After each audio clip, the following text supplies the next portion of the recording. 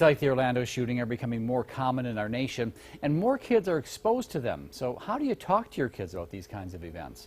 Local News 8's Dennis Valera is live in our Pocatello newsroom. Dennis, you spoke to a counselor about this topic today. What did he say is important for parents to do? To assure kids that they are going to be safe, Jay. Now, of course, what you say exactly depends on how old they are, but one thing's for sure, the parent needs to be proactive in bringing this up. Some of these kids are still waiting to see, can I talk to mom and dad about this? So they're waiting, you know, they're not going to bring it up necessarily. They're waiting to hear from us, and they're waiting to hear how we bring it up. When talking about these things with younger kids, it's important to use concrete, simple wording.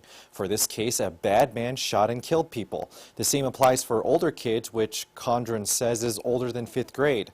Condren also says it's okay to tell your kids you don't know everything yet. Encourage kids and adults to give it a little bit of time and not assume that they know what happened here.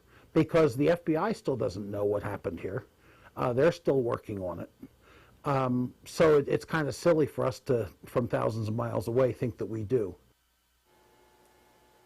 It's also important to stop talking about these things. So say after having a talk, you could say, if you have more questions, I'll answer them. But it's important for these things not to consume you or your kids.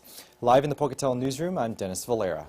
Thank you, Dennis. Very useful advice there. And to help assure safety, you can also tell your kids some relative risks.